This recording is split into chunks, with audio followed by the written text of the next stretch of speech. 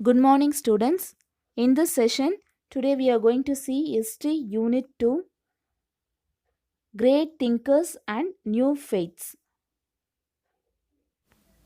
Intellectual Awakening.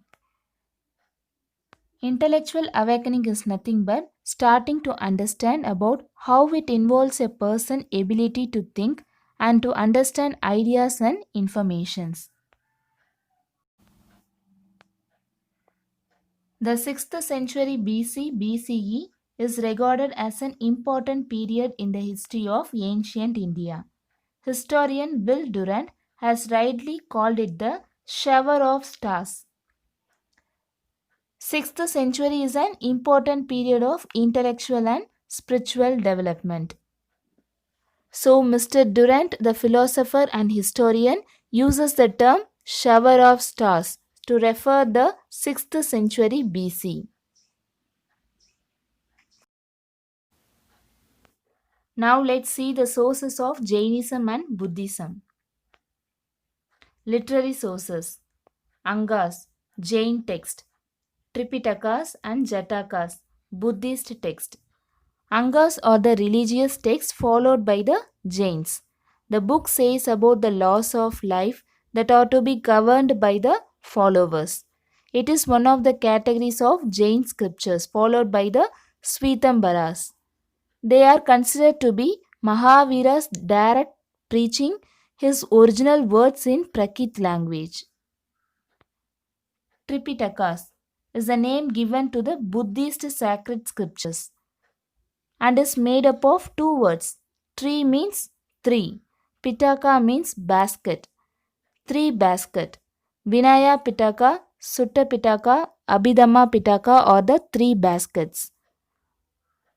Jatakas means the tales or the voluminous body of literature native to India concerning the previous births of Gautama Buddha in both human and animal form. Causes for the rise of intellectual awakening and the birth of Buddhism and Jainism. There were several reasons for the rise of new intellectual awakening.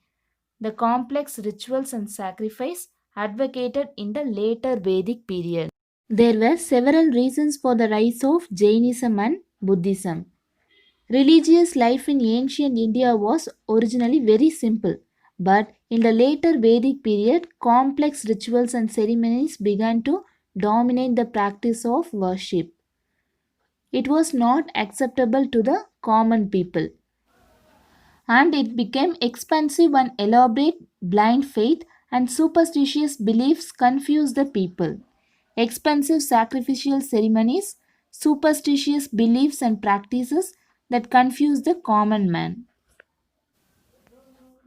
Upanishads taught as alternative to sacrificial rites were too philosophical, which a layperson could not understand. Upanishad means to sit down or near one. As you already know that in the last unit you have learnt about Upanishads. It refers to the wisdom learnt at the feet of the Guru. The Upanishads are believed to have been composed between the 7th and 4th centuries BC. According to the Upanishad, the human body has a soul, the Atma, which survives even after the body dies. They believe that a person could reach God through bhakti. Slavery, caste system, gender discrimination also contributed to the new awakening. For example, Brahmanic supremacy. Priests considered themselves as superior and others as inferior. They took advantage of knowing Sanskrit and interpret religion according to their convenience. So many people started looking for an alternative religion, and this was one of the reasons for the rise of Jainism and Buddhism. Let's see the origin of Jainism. Jainism is one of the world's oldest living religions. Jainism grounds itself in 24 Tirthankaras. The first Tirthankaras was Rishabha and the last one was Mahavira. Jainism is a very old religion that began in India.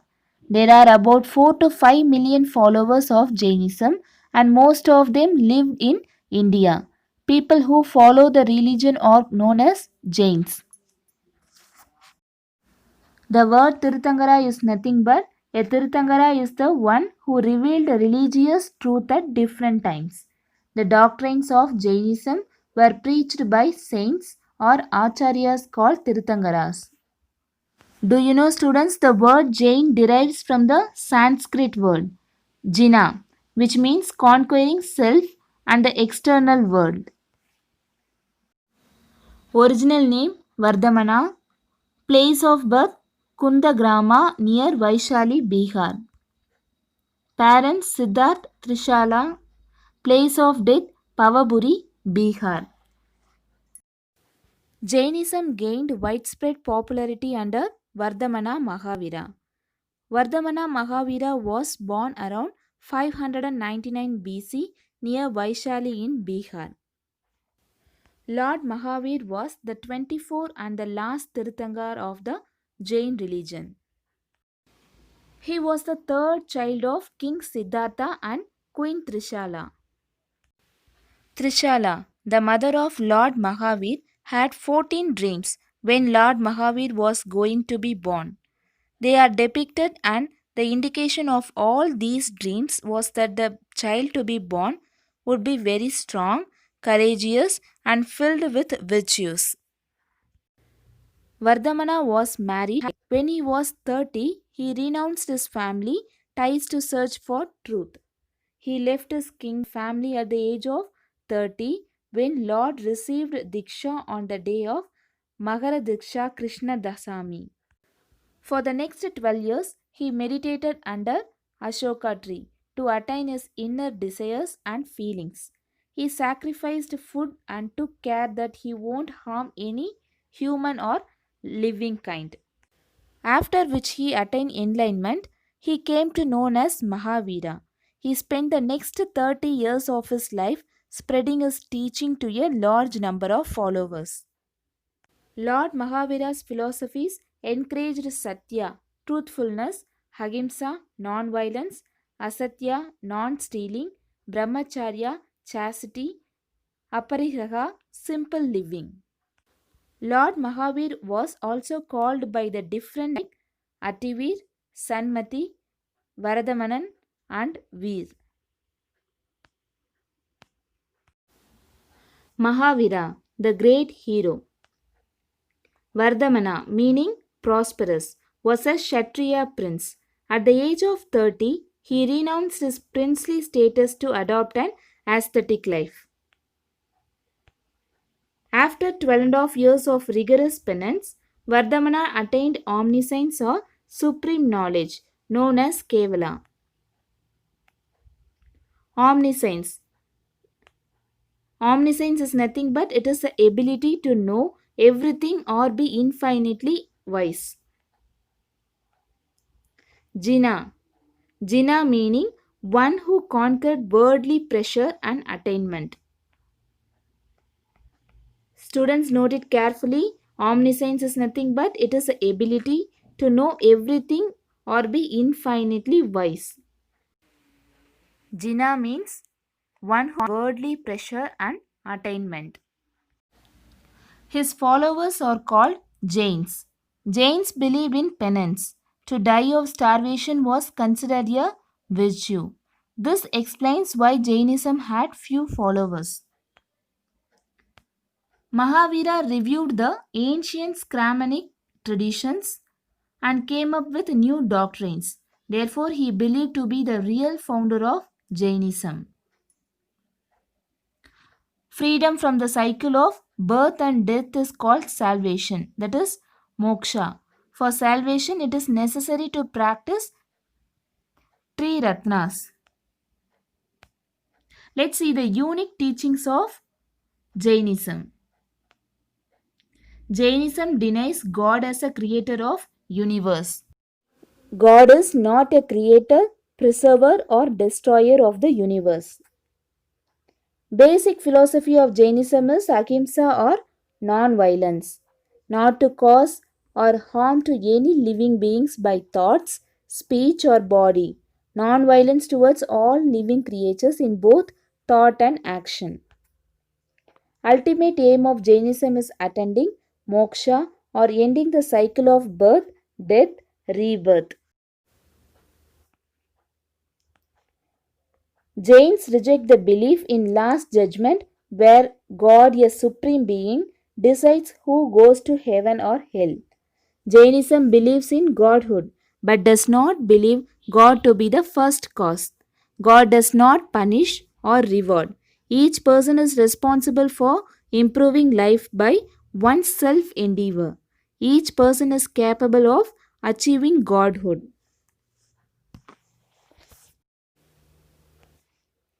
Jainism advocates that the goodness or quality of one's life is determined by one's karma. All living beings have souls and are equal. All life is sacred. Therefore, living in peace and harmony is essential. Their ultimate goal of life is to be free from all karma. Do you know, students, what is meant by karma? The belief that a person's action in this line determine the quality of his or her later part of the current life and the next incarnation. It is nothing but what we experience in our present life is a result of our past actions. Three ratnas or three jewels: right faith, right knowledge, right action. Right faith is nothing but seeing, hearing, feeling properly, and avoiding preconceptions and superstitions that get in the way of seeing clearly. And then, right knowledge. This means having an accurate and sufficient knowledge of the real universe. Right action. This means living your life according to Jain ethical rules to avoid doing harm to living things and freeing yourself from attachment. James believes that a person who has right faith and right knowledge will be motivated and able to achieve right action. Many Jains believes that a person without right faith and right knowledge cannot achieve right action. And then moksha, liberation from the cycle of birth and death. Moksha is the ultimate goal of personal spiritual development for Jainism.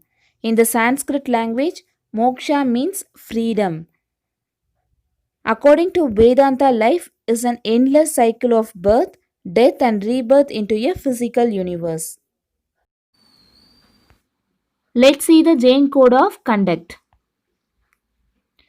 Mahavira asked his followers to live a virtuous life, that is, with moral and ethical principles.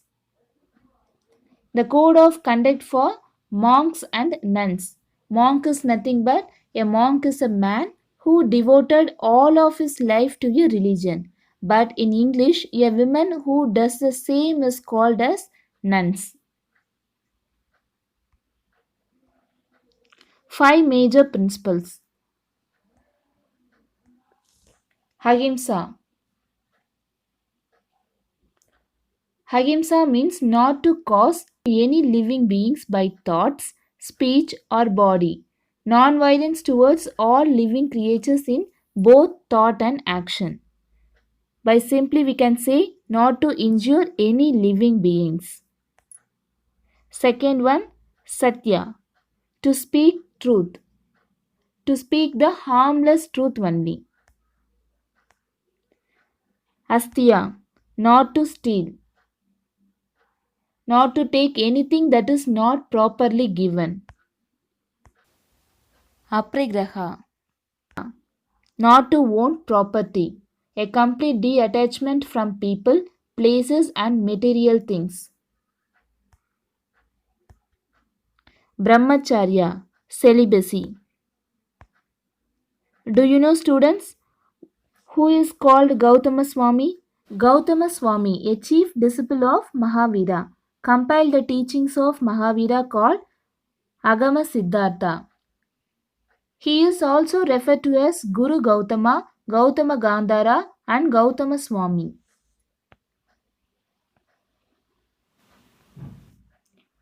Jainism. Jains are divided into two major sects. One is Digambara and other one is Swetambaras. Digambaras are orthodox and conservative followers.